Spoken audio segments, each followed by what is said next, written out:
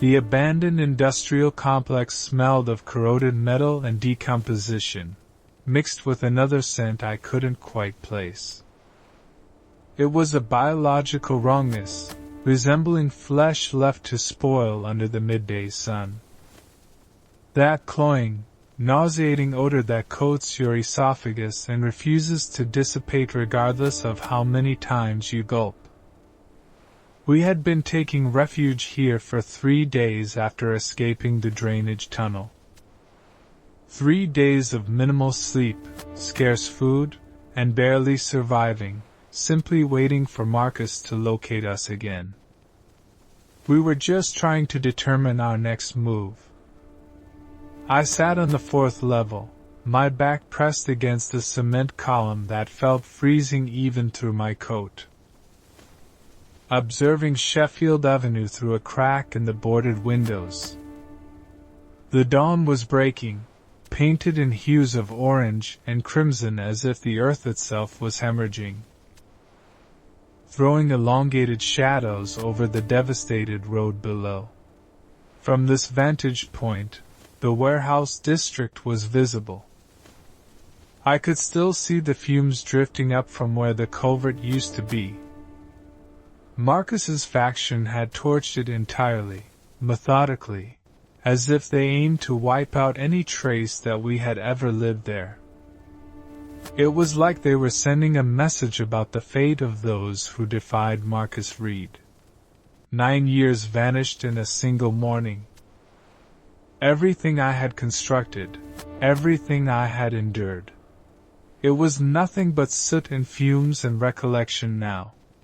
My right arm throbbed. The bite injury was 24 days old now. I had been keeping track, measuring time by the lesion that refused to mend correctly. It should have formed a scar by this point. It should have been pink and sensitive perhaps, but sealed, cured, finished. Instead, it remained inflamed at the borders, still looking furious, still leaking a bit of translucent liquid that wasn't exactly pus, but wasn't anything vital either. And the dental impressions were still distinct in deep crescent depressions where Eddie Torres's mandible had locked down and held fast while I pulverized his cranium with my steel bar. You could distinguish every single tooth mark. Count them. 4 on the upper jaw, 3 on the lower where one of his molars had been absent. I unrolled the dressing slowly, cautious not to wake Lisa, who was slumbering 20 feet away, and inspected the injury in the pale morning illumination seeping through the slats in the wood. The dermis surrounding the puncture had a grayish hue. Not the gray of infection, nor the yellow-green of necrosis, just gray, as if an artist had taken a graphite pencil and shaded the wound's perimeter. As if my flesh was gradually transforming into stone. It was likely just scar tissue developing, perhaps collagen buildup, or whatever the hell occurred when skin attempted to fix itself. Lisa would understand. She had trained for this. 9 years in a trauma center meant she had witnessed every variety of injury, every mode of recovery, every type of snag. I planned to ask her when she rose, obtain her expert view. See if she believed it was standard or if we needed to be concerned about sepsis taking hold this late in the game. I secured the gauze carefully, fastening it with the sliver of adhesive tape we had remaining, and returned to monitoring the avenue. That was when I spotted them. Marcus's convoy, 3 vehicles, black Ford F-100s, the model with the large extended cabins capable of transporting 6 men each, prowling slowly down Sheffield Avenue like predators navigating shallow depths, stalking, seeking, hunting for us. My hand grasped the rebar before I had consciously chosen to reach for it. It was muscle memory. The weapon rested against the pillar beside me, always accessible. Always prepared. 3 feet of hardened steel that had preserved my existence more times than I could tally. I clutched it firmly, feeling the frigid metal heat up under my grip, and watched the trucks approach. "Lisa," I whispered.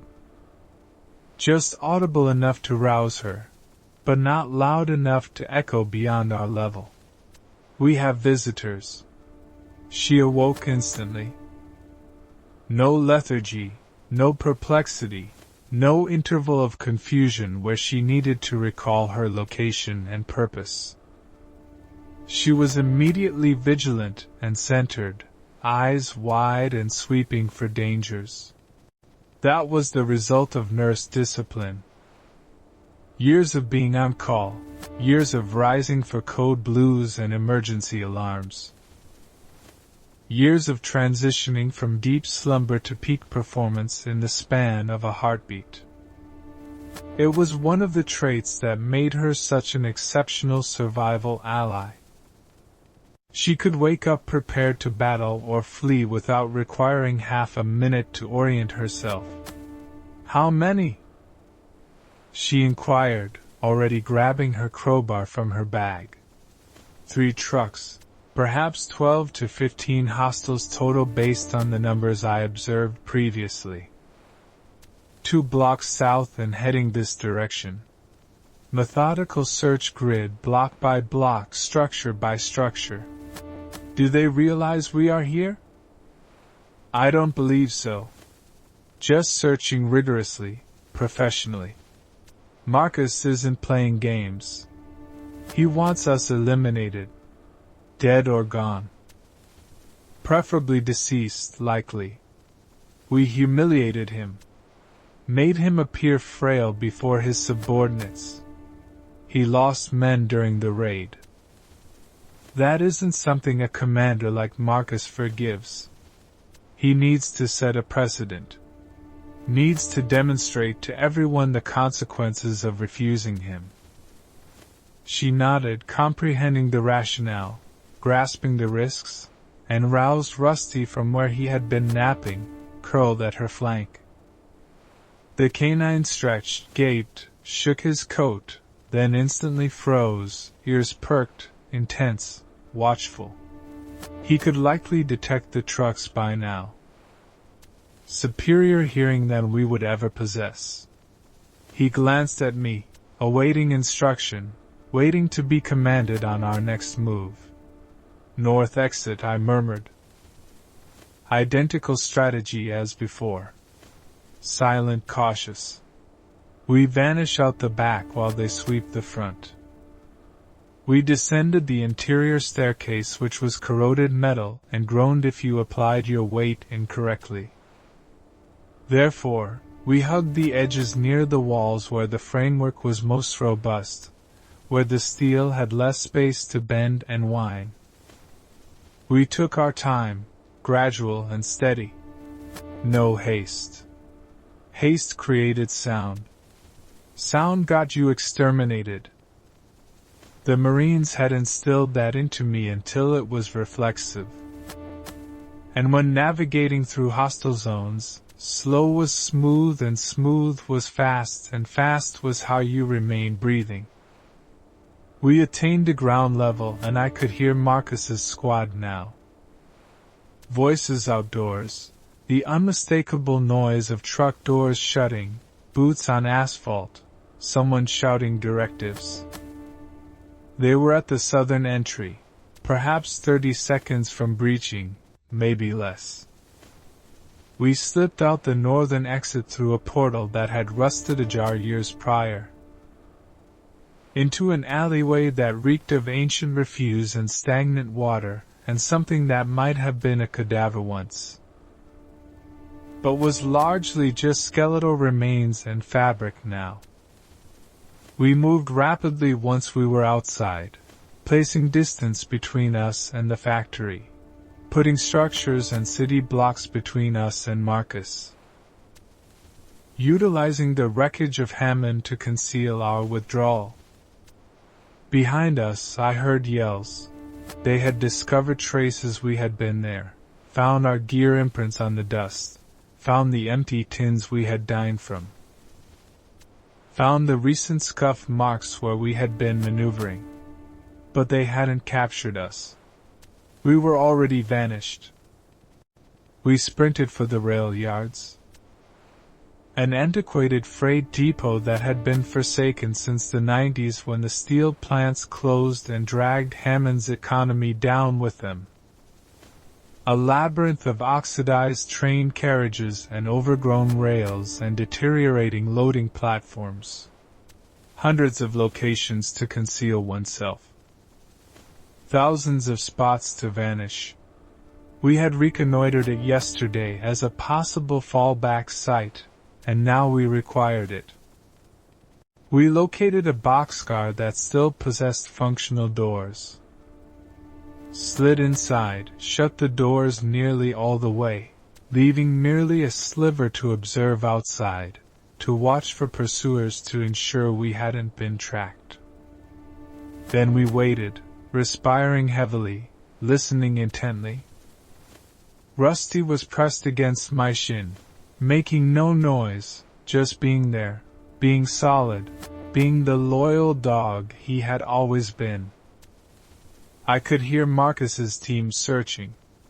Could hear them shouting to one another, synchronizing, sweeping through the rail yards with military exactness. They approached within 50 yards of our boxcar at one juncture.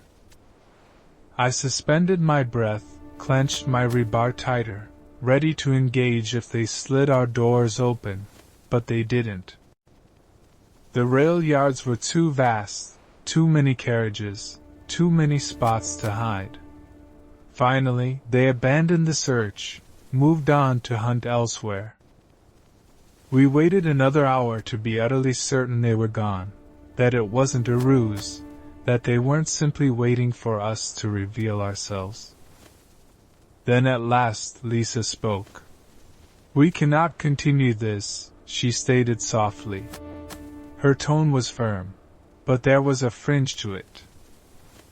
Whether frustration or dread or perhaps simply fatigue. Running, hiding, barely staying ahead of them. Marcus possesses vehicles. He has structure. He has assets. We have zero. Eventually, he is going to locate us. Eventually, we are going to run out of places to flee. Eventually, he is going to trap us, and then we are finished. "So, what do you propose?" I inquired, already cognizant of the answer. Already knowing what she was preparing to say. "We depart Hammond, head elsewhere, somewhere Marcus isn't prowling. Somewhere we can begin anew without glancing over our shoulders every 5 minutes. Everywhere else is identical. Raiders and infected and mortality, just different visages, same tribulations. At least elsewhere, Marcus won't be actively tracking us. At least somewhere else we won't be the quarry. We can locate another position, fortify it, construct something again. But we cannot do that here. Not with Marcus dispatching search parties daily. Not with him dominating the prime locations in the city. We are outgunned and outnumbered, and we need to acknowledge that and move forward." She was correct. I knew she was correct. But abandoning Hammond meant leaving the only territory I understood. I had been here 9 years. I knew every avenue, every alleyway, every edifice, every concealment point. I had learned how to persist here, where the sustenance was, where the hydration was, where the perils were. Starting over somewhere else meant being blind again, meant learning new terrain while being exposed. Meant all the hazard of migration with no assurance the new location would be any superior. "Grant me 3 days," I said. 3 days to reconnoiter Marcus's habits. See if he is still actively searching or if he is moving on to other priorities. Even if he is still hunting us this aggressively after 3 days, we depart. If he has retreated, we find a new position here and restart. 3 days to make the decision correctly instead of fleeing while we are panicked. Lisa gazed at me for a long moment. I could see her running the probabilities, weighing the dangers, trying to determine if 3 more days in Hammond was worth the risk, or if we should just cut our losses and run now while we still could. 3 days, she finally concurred. Then we decide. But if Marcus is still hunting, we depart immediately. No disputes, no postponements. We pack up and we go, and we don't look back. Agreed. Agreed. We settled into the boxcar for the remainder of the day. Utilized it as a temporary headquarters while we figured out our subsequent move. It wasn't cozy. The steel floor was rigid and frigid. The space was confined.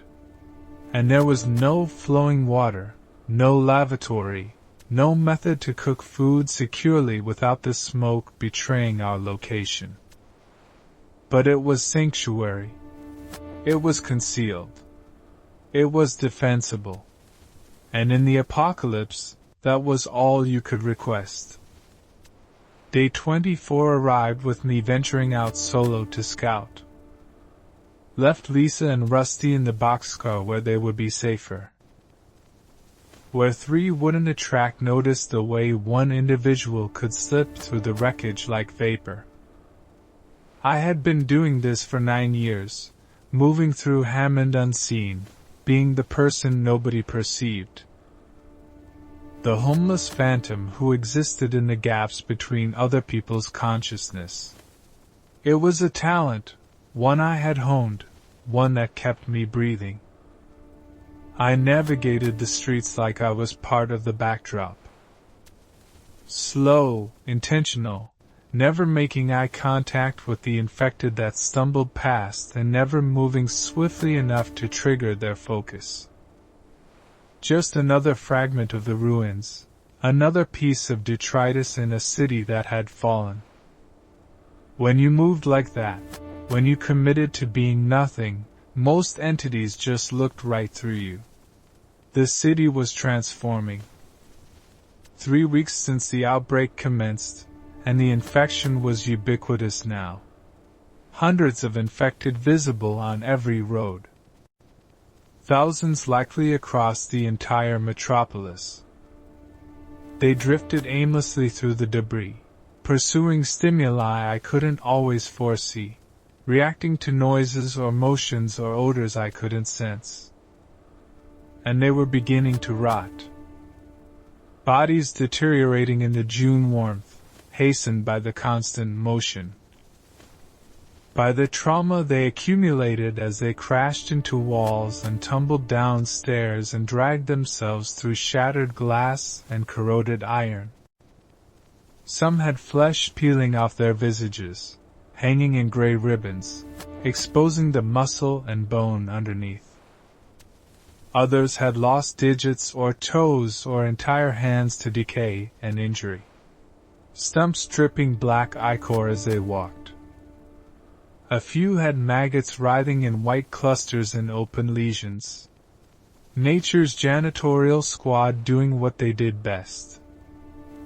The infected didn't seem to perceive or mind.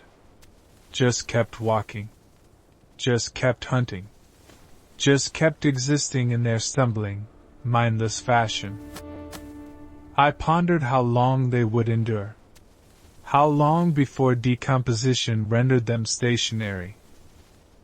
How long before the apocalypse consumed itself and left us with nothing but skeletons and silence? Weeks? Months? Difficult to say, but eventually they would disintegrate. Eventually, the menace would subside. The question was whether we would survive long enough to witness it. I reached the warehouse district by mid-morning. It was Marcus's headquarters, the structure with the crimson roof that you could spot from blocks away, impossible to overlook. Likely intentionally so. It was encircled by chain-link fencing topped with razor wire. Professional setup, the type you would see around government sites or high-security locations. Sentries at the gate, 2 of them, wielding rifles, standing at attention, vigilant, professional. This wasn't some ragtag band of survivors pretending at organization. This was genuine organization. Genuine structure, genuine threat. I located a vantage point in an old office tower 3 blocks away. 5th level. Windows were smashed out, but the framework was sound. Excellent sight lines. I could view the entire compound from here. Could observe without being detected. I settled in behind a desk that had been overturned years ago, likely during looting. Even retrieved the binoculars I had scavenged last week.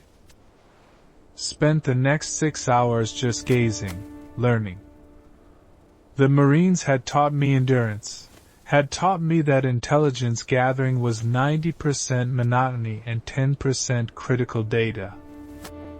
You watched, you waited, you observed, and eventually people disclosed their patterns, their schedules, their weak points. I tallied people first. 35 total that I could spot, more than I had estimated, more than Marcus had brought to radar covert.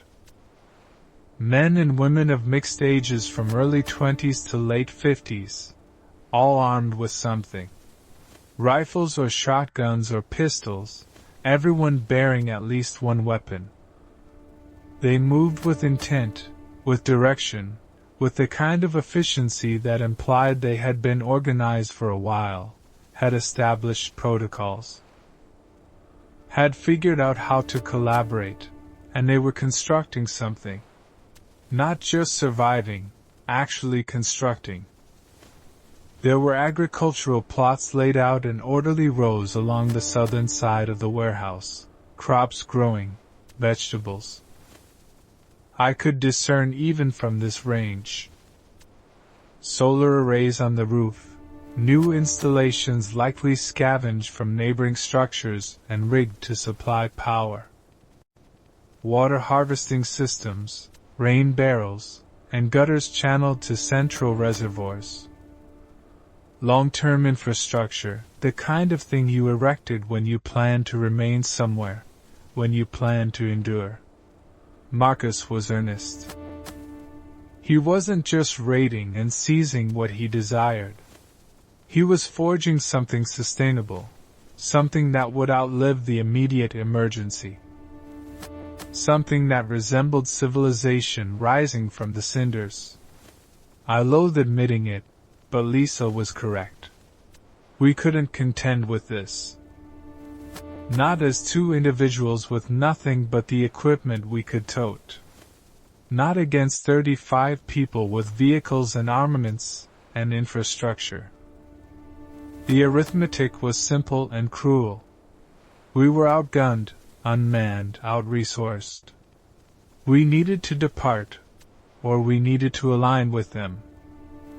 And aligning with them meant submitting to Marcus. Meant accepting his command.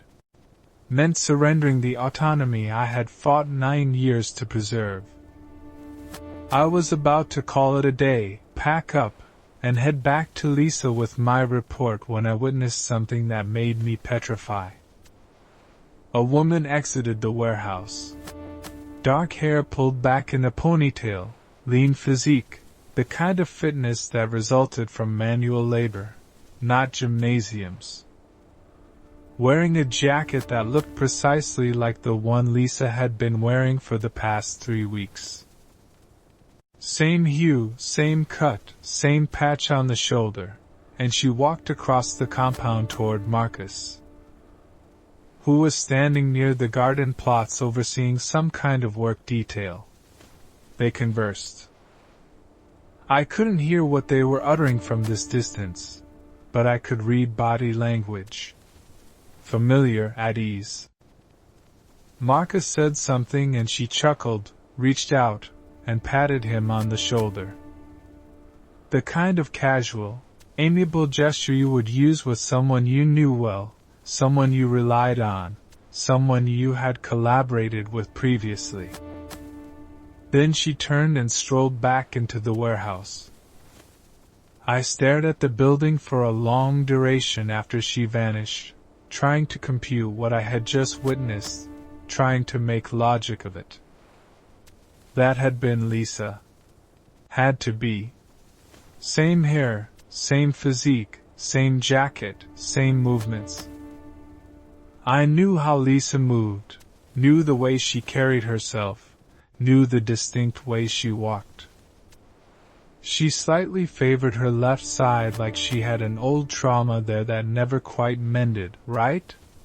But Lisa was back at the boxcar. I had left her there this morning. She had been there when I departed. There was no way she could have arrived here ahead of me. No way she could have infiltrated Marcus's compound. No way she could be here and there simultaneously. Unless she had been with Marcus all along. Unless the last 3 weeks had been a deception. Unless she had been feeding him intelligence, leading him to us, setting us up. Unless the escape had been theater designed to sustain the illusion, while she gathered data on our habits, our capabilities, our vulnerabilities. No, that didn't make sense. If she had wanted us dead, she had opportunity. She had means. She had saved my life twice. Had pulled her weight in every skirmish. Had shared provisions equally. Had kept watch faithfully. Had done nothing to intimate she was anything other than what she claimed to be. Unless she was playing a longer game, unless she was waiting for something, unless there was a reason she needed to maintain the partnership. Some objective that required keeping me alive for now. Or perhaps I was just hallucinating. Maybe it wasn't Lisa. Maybe it was someone who resembled Lisa. Same general build, same hair color, different individual. The distance was substantial. 3 blocks. Even with binoculars, details could blur. Could be mistaken. Could be wrong. I watched for another hour.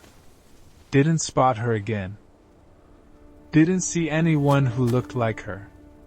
Eventually, I had to depart. Had to return before dusk.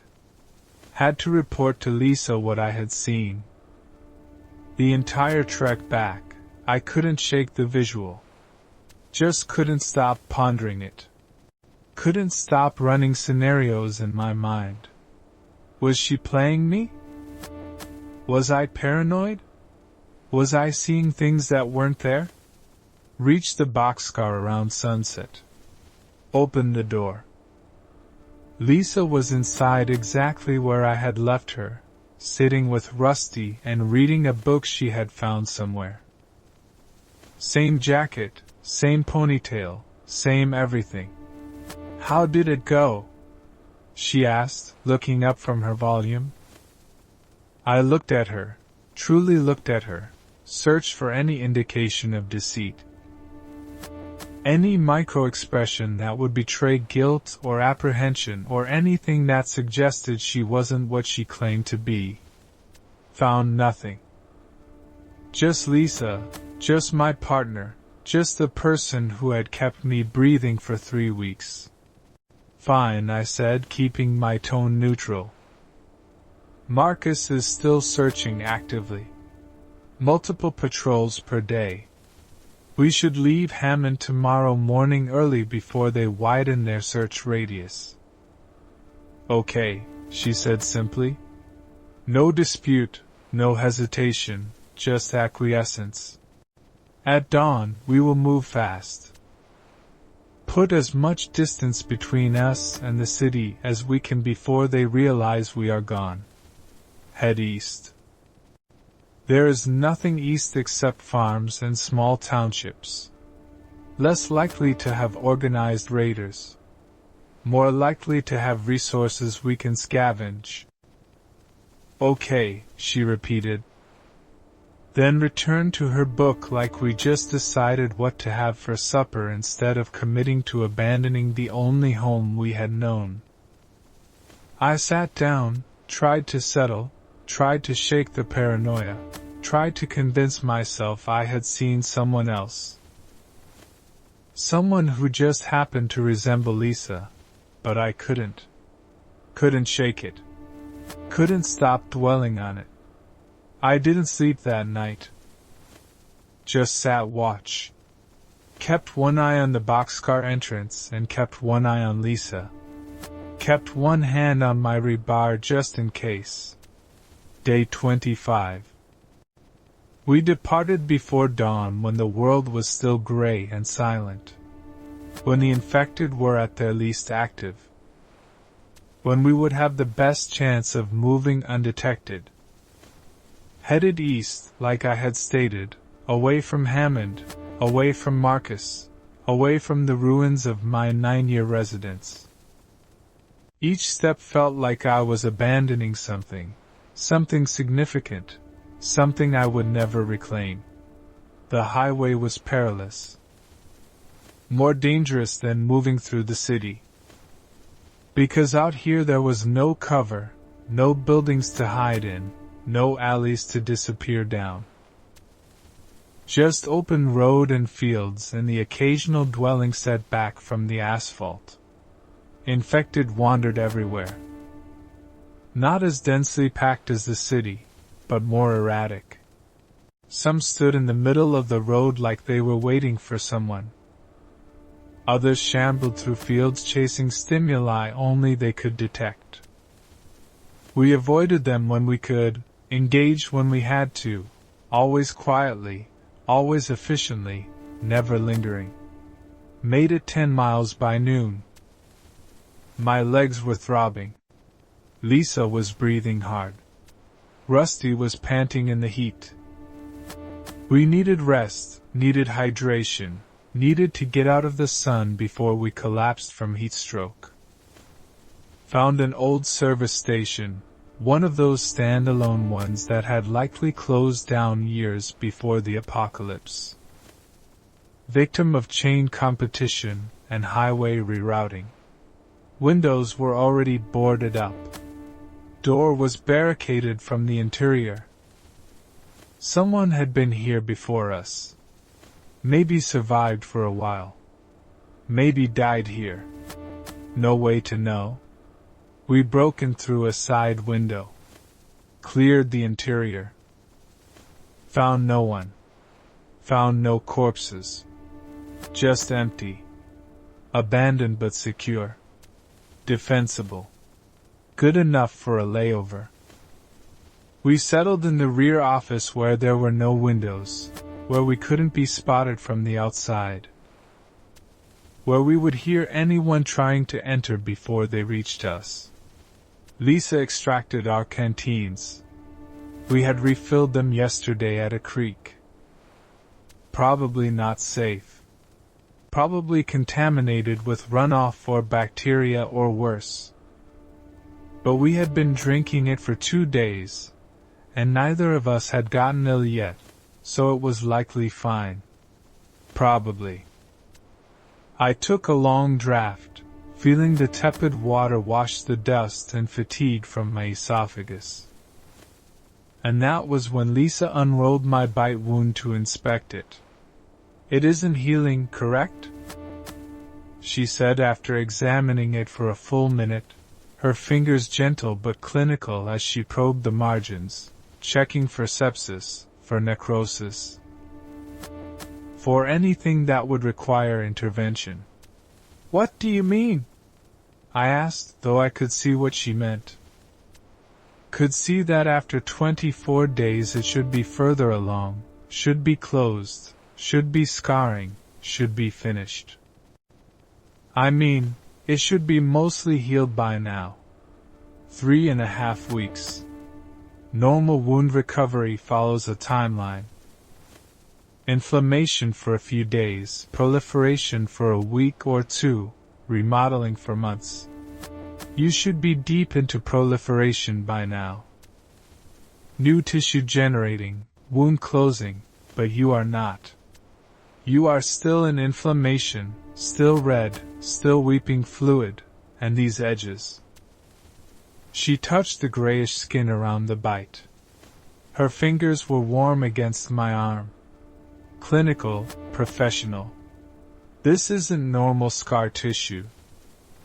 This is something else. What is it? I don't know. Could be localized tissue death, a necrosis starting to set in. Could be a foreign body reaction if there is something still in the wound. Bacteria or dirt or bone fragments. Could be your body's immune system doing something unusual in response to the bite. I don't have a microscope. Don't have lab work. Can't tell you definitively. I can only tell you it isn't healing the way it should. What should we do? Keep it clean. Keep it wrapped. Monitor for systemic infection. If you develop fever, rigors, rapid heart rate, confusion, we will have to do something more aggressive. Debridement maybe. Cut out the dead tissue. Hope that jumpstarts healing. But for now, we just watch it. Okay. She rewrapped it with fresh gauze from our depleting medical kit. Then she sat back looking at me with those concerned eyes that always seemed to perceive more than I wanted to reveal. "How do you feel otherwise?" she asked. "Beyond the wound."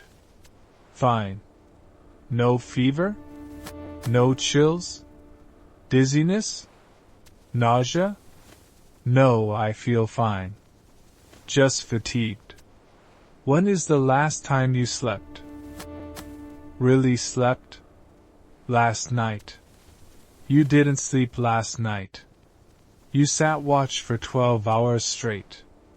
I could hear you moving around." I dozed. Dozing isn't sleeping. You need real sleep. REM sleep.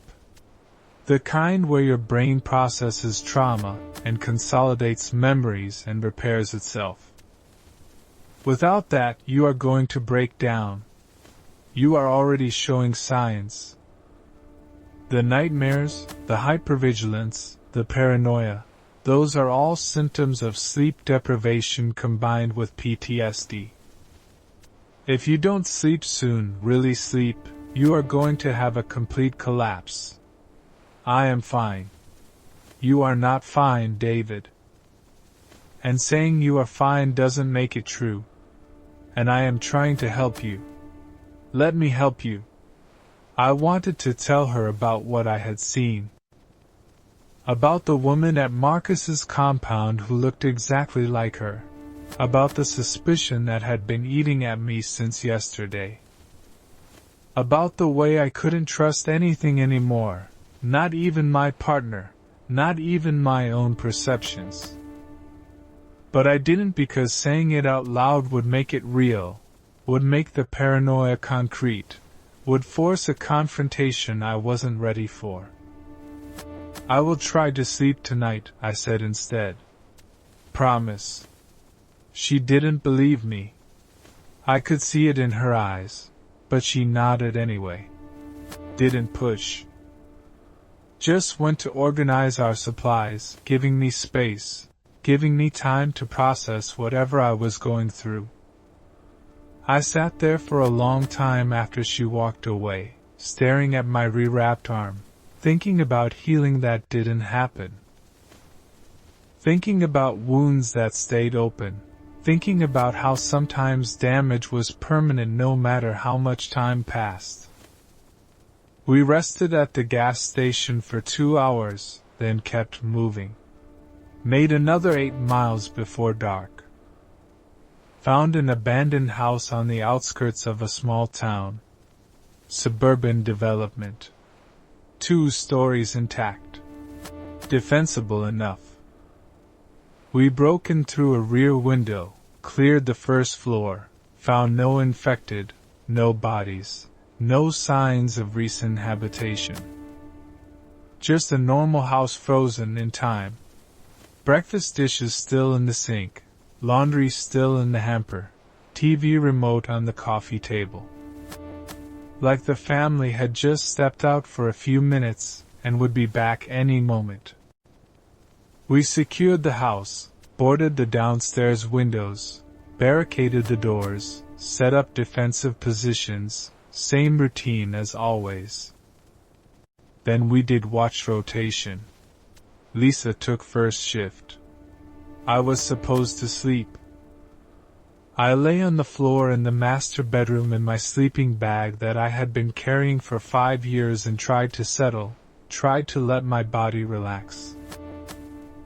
Tried to let my mind drift into unconsciousness. The dream came almost immediately. I was in the compound in Helmand Province, Afghanistan, March 15, 2012. 14 years ago, but it could have been yesterday for how clearly I remembered it.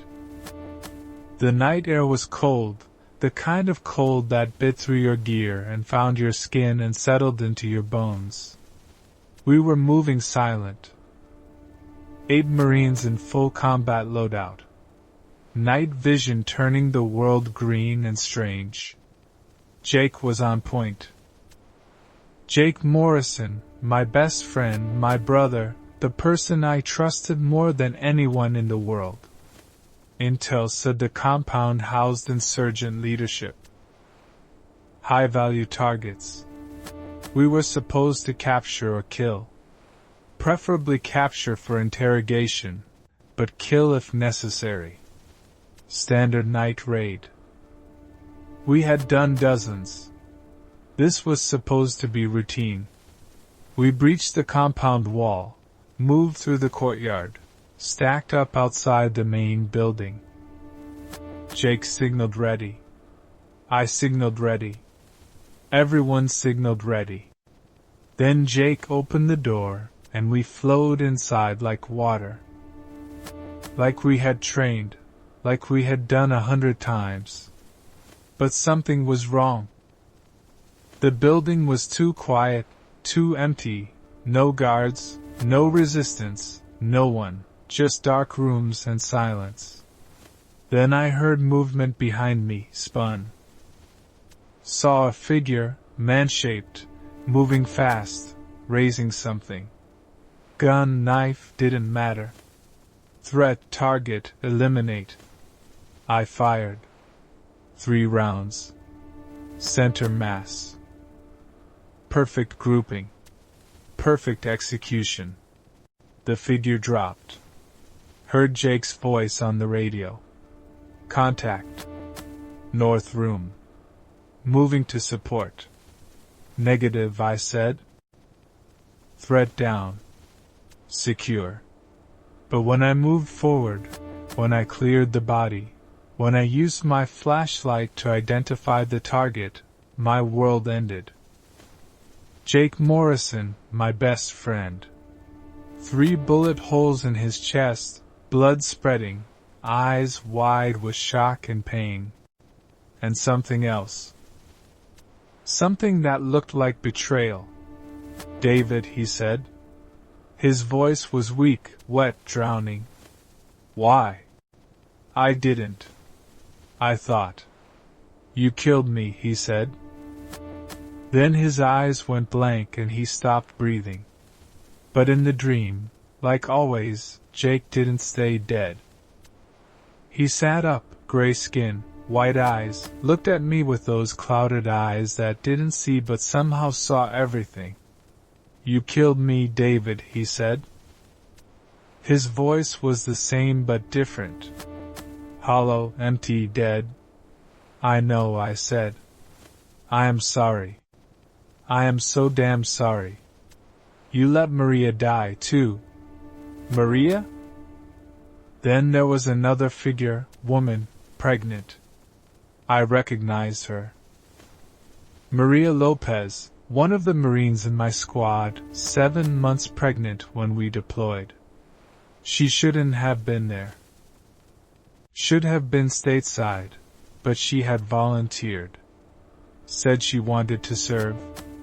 Said pregnancy wouldn't stop her. She had died in the compound, too. I hadn't killed her, but I hadn't saved her either. She had taken a bullet from an actual insurgent.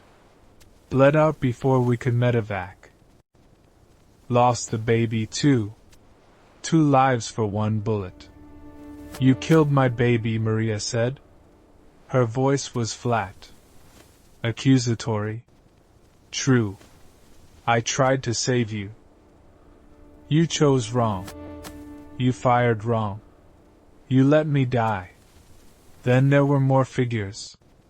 Eddie Torres, the infected who had bitten me the first night. And the one whose skull I had beaten to pulp.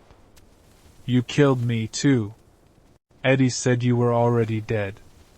Was I? Or did you just decide I was? Did you even check? Did you even try to help? Or did you just kill because that's what you do? More figures appeared. Dozens, hundreds, all gray-skinned, all white-eyed, all accusing. You killed us all, they said in unison. One voice, many mouths. You are patient zero.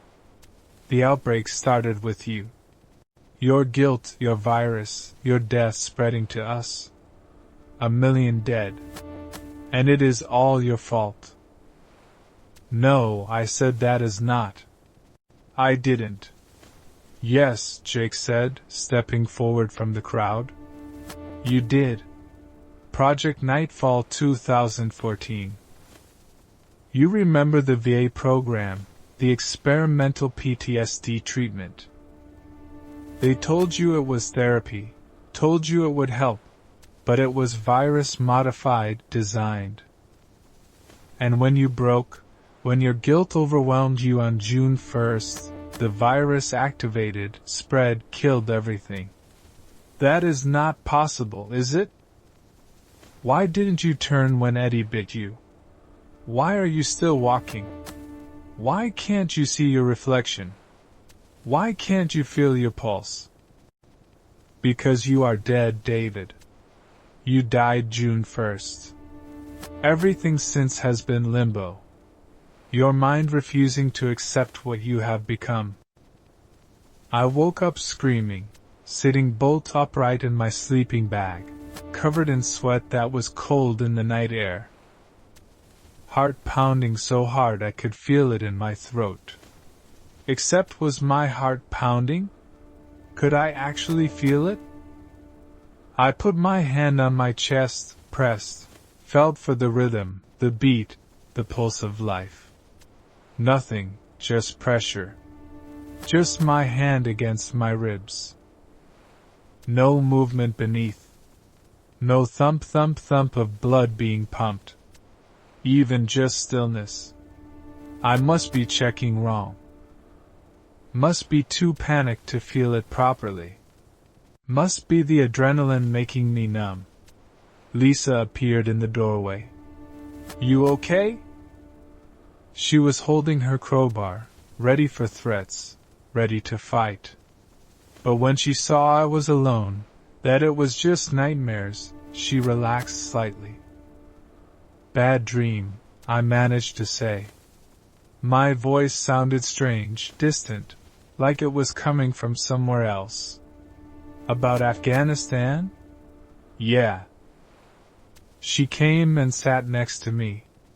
Didn't touch me, didn't crowd me, just sat close, present, solid, real. You want to talk about it? She asked. No. Okay. We sat in silence for a while. Eventually, my breathing steadied. Eventually, the panic faded. Eventually, I felt almost human again. Go back to sleep, Lisa said gently. I have got watch. You are safe. But I wasn't safe. Couldn't be safe. Because the nightmares were in my head, and my head went with me everywhere. I lay back down, didn't sleep, just stared at the ceiling, listening to my heartbeat that I couldn't feel, wondering if Jake had been right. Wondering if I had died weeks ago and just didn't know it yet. Wondering if any of this was real. Day 26. We made it to the edge of Hammond's sprawl. The suburbs, McMansions and cul-de-sacs and manicured lawns gone wild. Less destroyed out here. The outbreak hadn't hit as hard. Maybe people had fled early. Maybe they had barricaded in place and lasted longer. Maybe they had just gotten lucky. Hard to say, but there were fewer bodies, fewer infected, more intact buildings. Found a house with a basement underground, secure, defensible. And the kind of place we could actually stay for a while instead of just passing through. We spent the day fortifying, boarding windows from the inside so it looked abandoned from outside, reinforcing doors with furniture and boards. Setting up defensive positions, creating escape routes. Same routine, different location. The house had canned goods in the pantry. Not much, maybe a week's worth for 2 people, but it was something. Was more than we had had. We had been eating our emergency supplies down to nothing. This gave us breathing room. Time to plan instead of just react. That night I took first watch. Sat in the living room on a chair I had dragged to the window. Watched the street through a crack in the boards where I could see but couldn't be seen. The sun was setting orange and red, always red now, like the world was bleeding. And that was when I noticed something strange. The infected on the street were moving in patterns. Not random wandering, not stimulus response. Patterns, specific routes, repeated precise. I watched one infected male, maybe 40, business casual. Shamble from the corner mailbox to the dead tree in the yard across the street to the overturned trash can to the corner mailbox. Exact route, exact timing, then repeat again. Again. Again, like he was walking a patrol route, like he had a purpose, like he was following orders. I watched another infected female elderly housecoat and slippers move from the driveway to the sidewalk to the street to the driveway. Exact route, exact timing, repeated, precise, mechanical. I counted 12 infected total on this street. All moving in their own patterns, all repeating. All synchronized in some way. I couldn't understand. Infected didn't do this. Infected wandered. Random stimulus response. They saw movement. They followed. They heard sound. They investigated. They didn't patrol. They didn't have patterns. They didn't have purpose. But these did. I watched for an hour. The patterns continued. Exact, repeated, undeniable. Lisa, I called quietly. Come look at this. She came over from where she had been organizing our supplies, looked out the crack, watched the street. What am I looking at? She asked after a minute. The infected. They are patrolling. Watch their movement. They are following specific routes. Repeated patterns. See? She watched for 5 minutes, then looked at me with those concerned eyes. Those eyes that said she was seeing something I wasn't, or not seeing something I was. David, they are just wandering. Random movement. There is no pattern. They are walking around aimlessly like infected always do. No, look, that one, the man in the suit. He goes from the mailbox to the tree to the trash can to the mailbox every time. Same route. Watch. She watched. He is just wandering in a general area. Sometimes he goes toward the mailbox. Sometimes toward the tree. It is not a pattern. It is just random movement within his territorial range. You don't see it? The pattern? There is no pattern, David. They are just shambling around. I watched more carefully, tried to see what she was seeing. Tried to see randomness instead of pattern, but I couldn't. The pattern was clear, obvious, precise, mathematical. How could she not see it? Unless I was seeing things that weren't there. Unless my mind was creating patterns in chaos. Unless the exhaustion and stress had finally broken something in my perception. Unless I was losing it. You are right, I said, forcing my voice to stay calm. Just wandering. I am seeing things. Need more sleep. You need a lot more sleep, Lisa said. Not unkindly, just matter of fact. You are running on empty, David. You are hallucinating. You are seeing patterns that don't exist. Your brain is creating structure where there isn't any because that is what happens when you are sleep-deprived and traumatized and pushing yourself past human limits. You need rest. Real rest. I am taking your watch shift tonight. You are sleeping for 12 hours minimum. That is an order from your medic. No arguments. You sleep or I physically restrain you and force you to sleep. Your choice. I wanted to argue, wanted to stay on watch, wanted to keep monitoring those patterns that only I could see, but I was too tired, too worn down. Too close to breaking. Okay, I said. 12 hours. Wake me if anything happens. I will. I went to the basement, lay down in my sleeping bag on the concrete floor that was cold even through the insulation. Closed my eyes, tried to sleep. The dreams came immediately, worse than before. Jake, Maria, Eddie, all standing over me, all gray, all accusing. You killed us, Jake said. You are killing yourself. Maria said, you are already dead. Eddie said, you just don't know it yet. I am not dead. I said, I am right here. I am alive. I am breathing. Are you? Jake tilted his head. Check your pulse. Check your heartbeat and see if you can feel it. I put my hand on my neck, searched for my pulse, found nothing. That doesn't mean anything.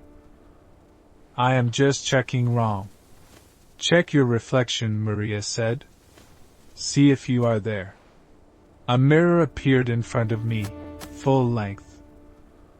I looked into it.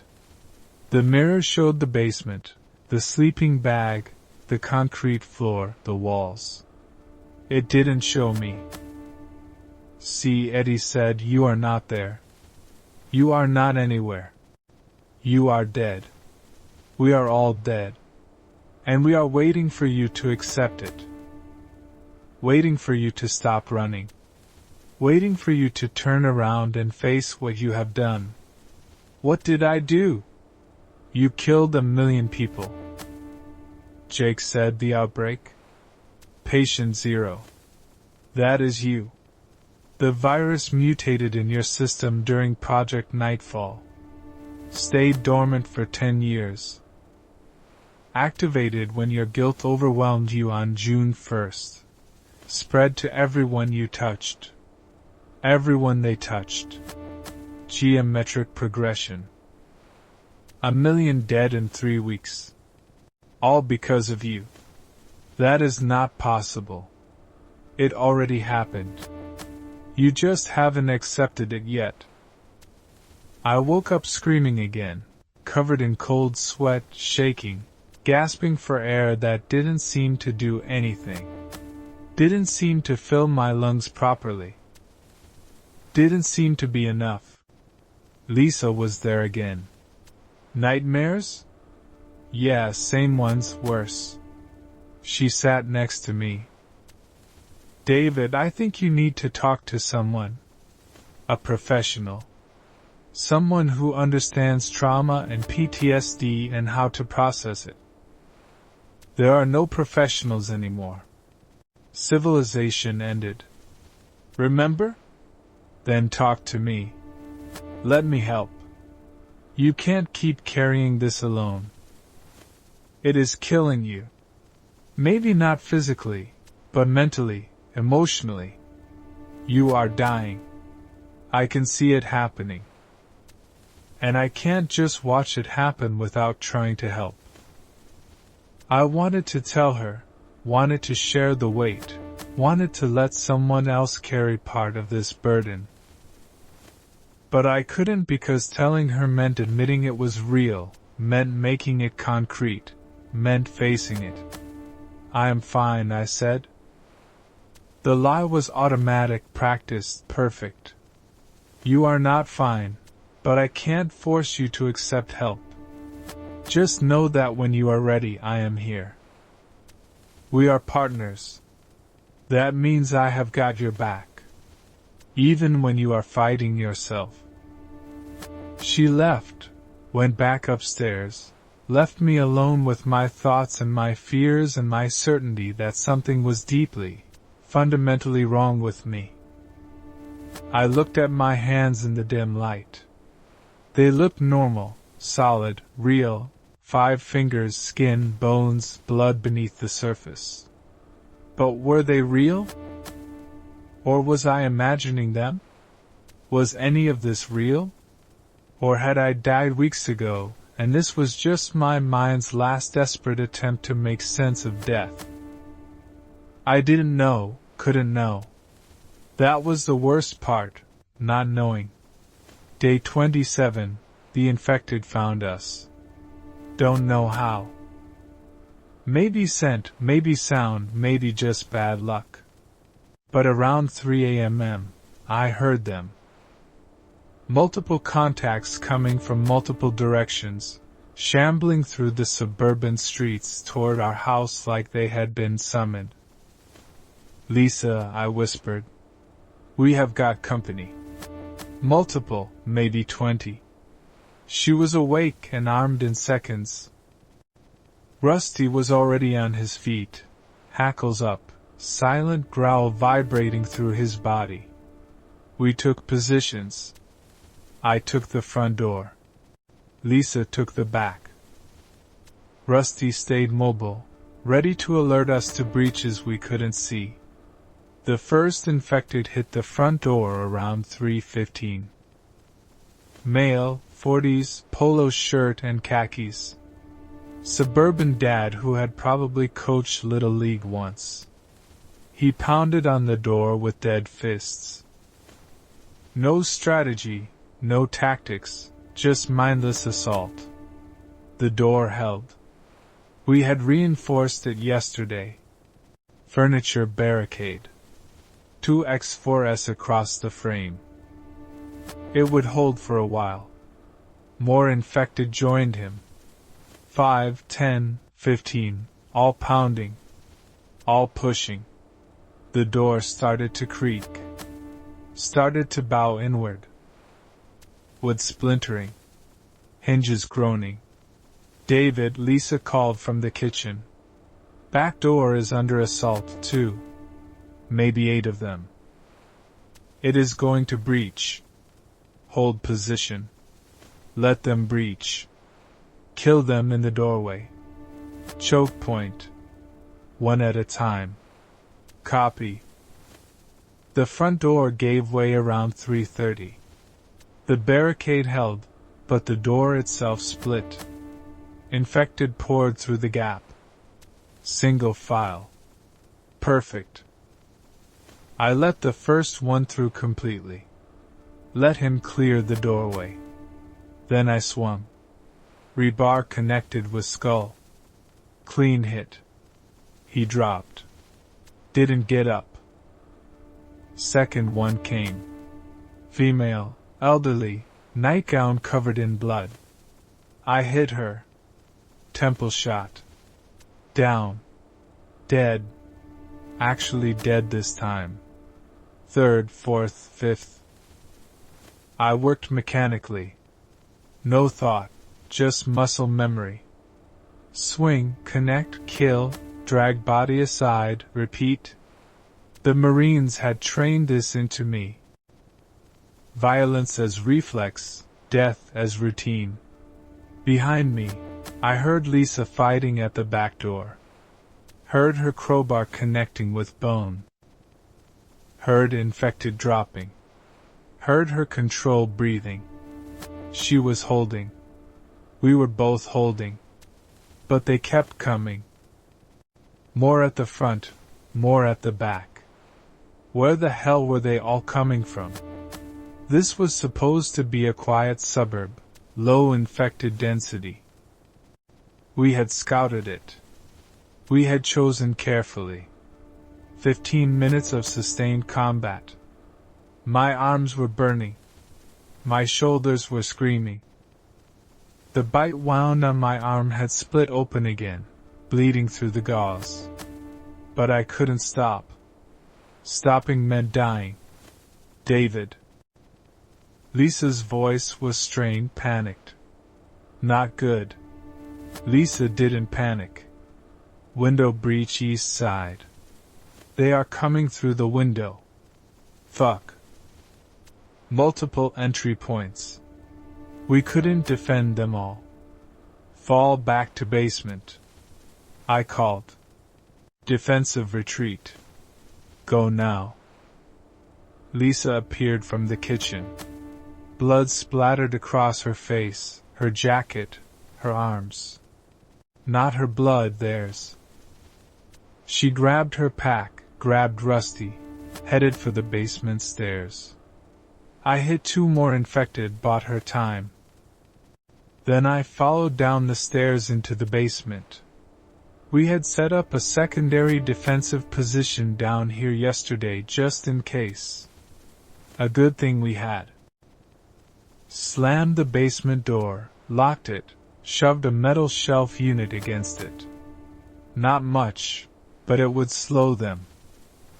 We could hear them upstairs shambling, searching, destroying, looking for us, following our scent or sound or whatever drove them. How many did we kill? Lisa asked. She was breathing hard, checking her crowbar for damage. Professional, focused even now.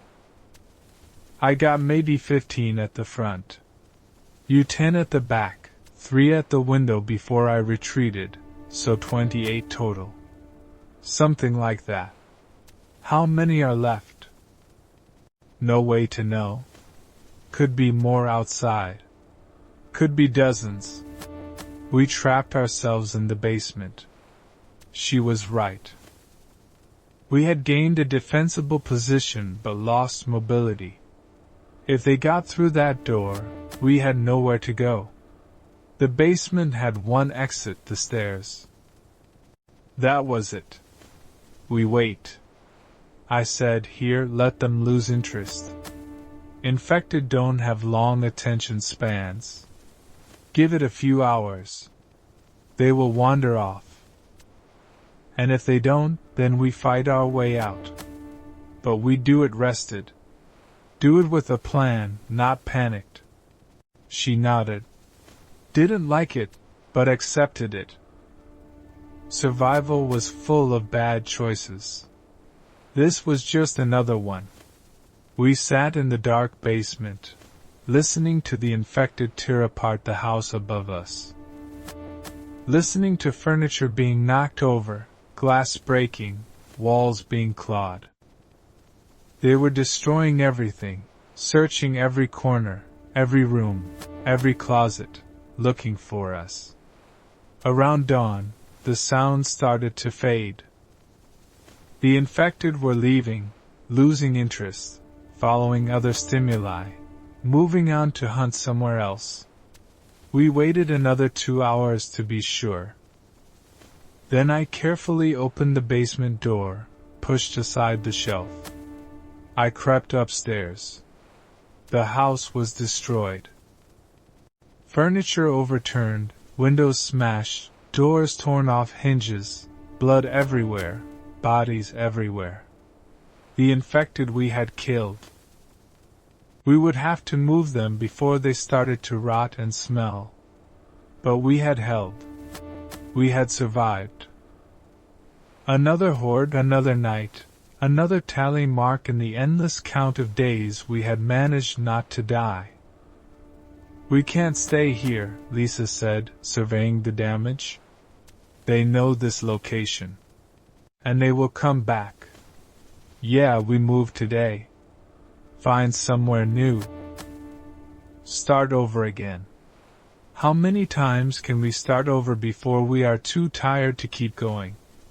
One more time, then we have to. She looked at me. That is not an answer. It is the only answer we have got. Day 28. We found new shelter. Old elementary school on the edge of the suburbs. Brick building. 2 stories. Multiple rooms we could fortify, good sight lines, fenced playground that could serve as perimeter, better than the house, more defensible. More exits.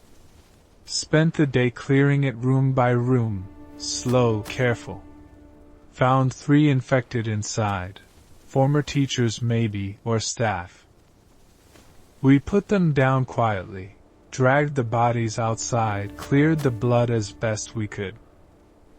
Then we fortified, boarded windows, reinforced doors, set up barriers in hallways to create choke points, built fallback positions, created escape routes. Same routine, different building, same survival. Found supplies in the cafeteria, canned goods, industrial quantities meant for feeding hundreds of kids. Now just feeding 2 adults and a dog. We loaded our packs, took as much as we could carry, cached the rest in hidden spots around the building, multiple stashes, and multiple backups. Always have redundancy. That night I took first watch. Sat in a second-floor classroom, looking out over the playground and the street beyond, watching for infected, watching for raiders, watching for threats. That was when I noticed something strange about the bite wound. I had rewrapped it after the fight. Fresh gauze, clean bandage. That had been this morning.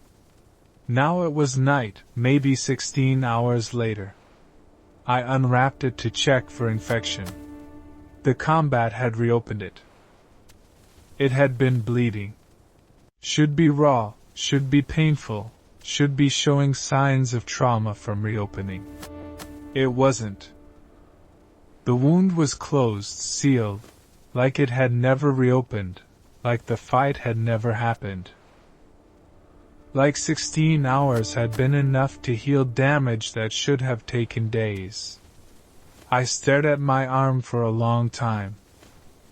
Ran my fingers over the skin, smooth, intact, no scab, no blood, no evidence.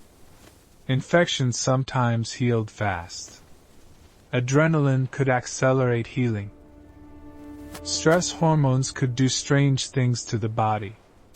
That was all. This was just unusual but explainable healing. I rewrapped it. Didn't tell Lisa. Didn't want her to worry. Didn't want to have another conversation about my declining mental health and the hallucinations and the breakdown. I was fine. This was fine. Everything was fine. I just needed to keep telling myself that until it was true. Day 29. We did a scavenging run. Needed medical supplies. Needed ammunition if we could find any. Needed anything that would help us survive the next week, the next month. The next winter that was coming in 4 months and would kill us if we weren't prepared. We found a sporting goods store 3 blocks from the school. Not fully looted. The gun section was empty.